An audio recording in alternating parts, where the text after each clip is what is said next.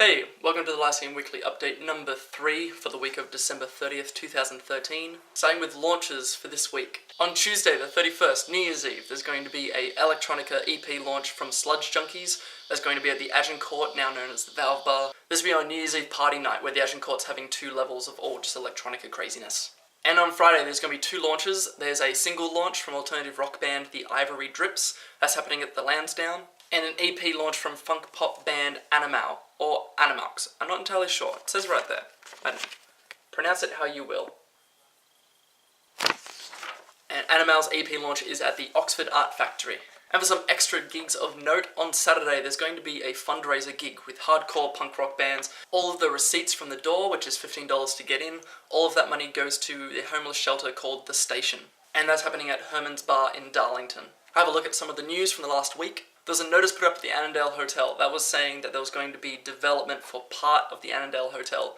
It was a bit worrying, and I kind of got caught up in a bit of the hype and the worry that the Annandale was going to get knocked down and developed into retail spaces. Stupid, stupid, stupid, stupid. But the wording used on the notice was the important part. It says part of Annandale Hotel, which was the alleyway, which was sold off a while ago, and that was already under construction. I also asked Leichhardt Mayor Darcy Byrne about this, and he said that as far as he knows, the actual Annandale Hotel is only having refurbishments. There's been no development proposals for that. It's just for the alleyway that was already gone since before the Rule brothers sold it, or gave it away to the banks. Gave up, either one. And when it comes to music festivals, it seems that bigger festivals having hard times selling tickets or getting the bands that people want, but smaller festivals are doing fine. In fact, they're getting bigger and better every single year.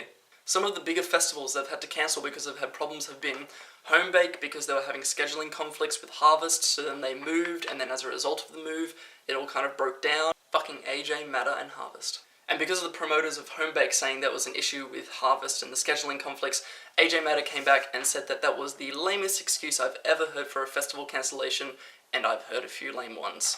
And then of course we can't forget that Harvest got cancelled, with one of the reasons being that because Big Day Out had a similar lineup, they lost ticket sales. I don't know about you, but that's the lamest excuse I've heard for cancelling a festival.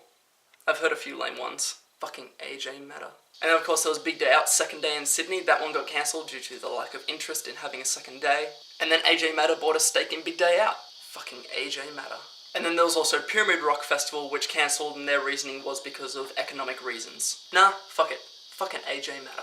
The promoters of the festivals were saying that the reason for these cancellations are because the climate in Australia is a bit too tough for a festival scene. It's difficult to garner interest and get that to turn into ticket sales. But at the same time, there's a whole bunch of smaller festivals, and they're doing incredibly. They're selling heaps of tickets, they're selling out. And as a few examples, there's the Tasmanian Festival Panama. They got a lot of positive feedback.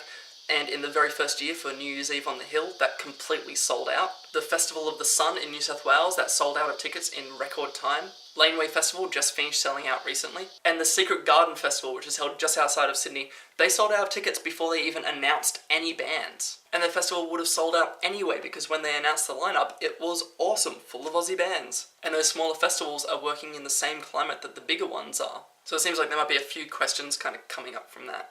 And lastly for the news, community radio had a bit of a shitty year. Through the budget from Labor, they had to petition because there was a $6 million shortfall, and without that money, a lot of the community radio stations couldn't transfer over to digital.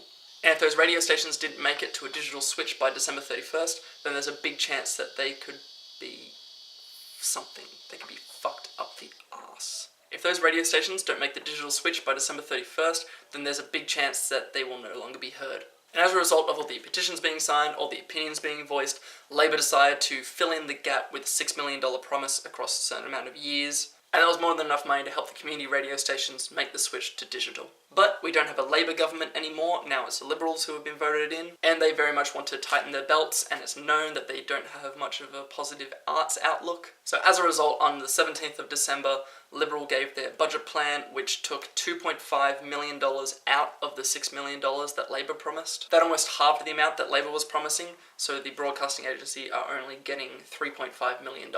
And there's been a bit of a mixed reaction to it. A lot of the public has voiced outcry, and they've said that this is terrible, and what happens to community radio stations, what happens if they become defunct. But the general manager of the Community Broadcasting Association of Australia, John Bissett, he seems to think that it's more disappointing, but it's okay. He seems to think that that amount of money is enough enough has been done with community radio in the time that Labor promised the money that it won't be that big of a deal. But we'll have to see, and hopefully there won't be any community radio stations saying that they're going to be cut off because they can't reach the digital switch. So what do you think of the news? Do you think that smaller festivals have something special about them that the big ones just can't match? Is it just because the smaller festivals are more affordable and that people don't actually care who's playing, they just enjoy the atmosphere of the festival? But then if that's the case, then why is the lineup for bigger festivals so important and basically make or break for so many people? And what do you think about the funding cut for community radio stations? Do you think that it isn't a big deal, like John Bissett says? Do you think that community radio stations will still survive into the new year? Or do you think that a lot of community radio stations will suffer and not be able to make the switch into digital? Leave all your thoughts in the comments below or on Twitter, Tumblr, Facebook, wherever you want to go. As for Band of the Week this week, I'm going to pick a blues band from Sydney. They're called Frank Sultana and the Sinister Kids.